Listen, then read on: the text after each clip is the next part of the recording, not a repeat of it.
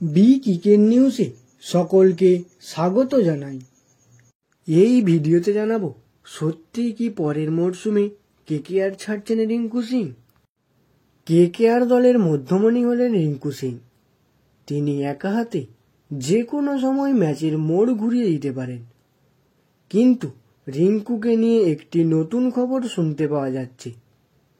শোনা যাচ্ছে যে আগামী আইপিএল মরশুমে রিঙ্কু সিং নাকি কেকেআর ছেড়ে দিতে পারেন। কিন্তু কেন আচমকা এমন জল্পনার সূত্রপাত হলো? 19শে ডিসেম্বর 2023-এ 2024 আইপিএল এর জন্য মিনি নিলাম আয়োজন করা হয়েছিল।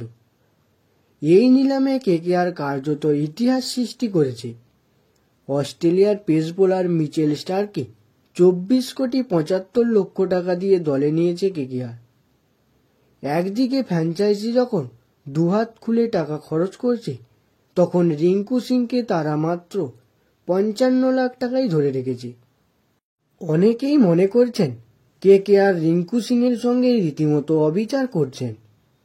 সমর্থকদের কথায় রিঙ্কু এমন একজন ক্রিকেটার যার কোটি কোটি টাকা প্রাপ্য।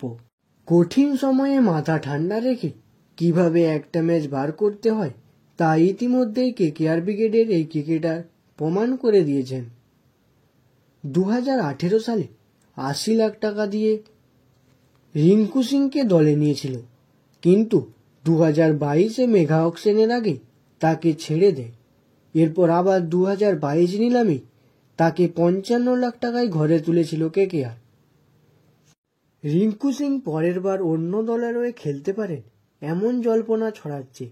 তবে রিঙ্কু নিজে এমন কিছু বলেননি এখনো। তিনি বারবার বলে এসেছেন কেকেআরে খেলতে পেরে তিনি খুশি।